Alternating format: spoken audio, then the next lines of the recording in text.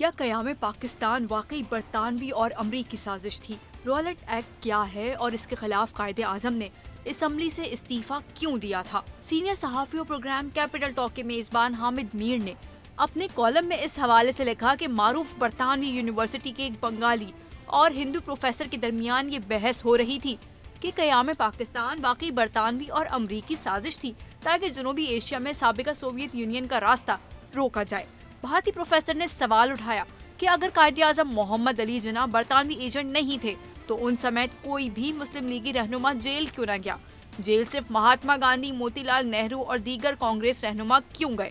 Bengali professor نے senior صحافی حامد میر کو کال کی تو انہوں نے بتایا کہ قائد اعظم کبھی گرفتار نہیں ہوئے تھے، لیکن دیگر مسلم لیگی رہنما تو گرفتار ہوتے رہتے تھے۔ پھر حامد میر نے بھارتی پروفیسر کو بتایا کہ مولانا محمد علی جوہر ایک زمانے میں آل انڈیا مسلم لیگ کے صدر منتخب ہوئے تھے۔ وہ قائد اعظم کی طرح کانگریس کے حامی تھے، لیکن پھر مسلم لیگ میں شامل ہو گئے اور جب آل انڈیا مسلم لیگ کے صدر بنے تو جیل میں تھے۔ مسلم لیگ نے جیل میں قید لیڈر کو اپنا صدر بنا کر سرکار برطانیہ کے چھکے چھڑا دیے تھے۔ ان کی اہلیہ امجدی بانو مسلم لیگ کے شعبہ خواتین کی پہلی صدر تھیں۔ 23 مارچ 1940 کی قرارداد لاہور کو سب سے پہلے انہی خاتون نے قرارداد پاکستان قرار دیا۔ پھر بتایا مولانا حسرت موہانی بھی آل انڈیا مسلم لیگ کے صدر رہے اور کئی بار جیل گئے تھے۔ بھارتی پروفیسر نے پوچھا محمد علی جناح کبھی گرفتار کیوں نہ ہوئے؟ حامد میر نے جواب میں کہا محمد علی جناح ایک وکیل تھے، قانون کے دائرے کار میں رہ کر سیاسی جدوجہد پر یقین رکھتے تھے۔ 1918 میں انہوں نے رولٹ ایکٹ کی مخالفت کی اور بطور احتجاج اسمبلی کی رکنیت سے استعفیٰ دے دیا، لیکن سڑکوں پر آ کر نعرے بازی نہیں کی۔ جناح کو کانگریس میں رہ کر پتہ چل گیا تھا کہ کانگریسی قیادت نے سرکار برطانیہ کے ساتھ گٹھ جوڑ کر رکھا تھا، اس لیے انہوں نے کانگریس چھوڑ دی۔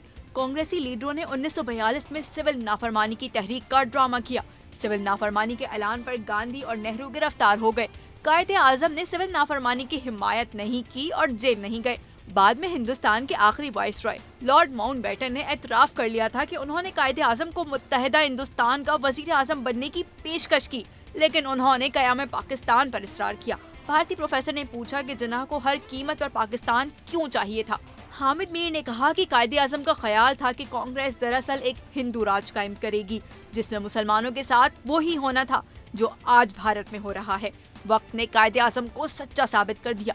کانفرنس کال کے بعد حامد میر سوچ رہے تھے کہ قائد اعظم نہ صرف کانگریسی لیڈروں کی منافقت کے بارے میں درست ثابت ہوئے بلکہ برطانوی حکومت کی فلسطینی دشمنی کے بارے میں بھی ان کی پیش گوئیاں سچ ثابت ہوئیں۔ انہوں نے تقسیم فلسطین کے بارے میں اقوام متحدہ کی قرارداد کو مسترد کر دیا تھا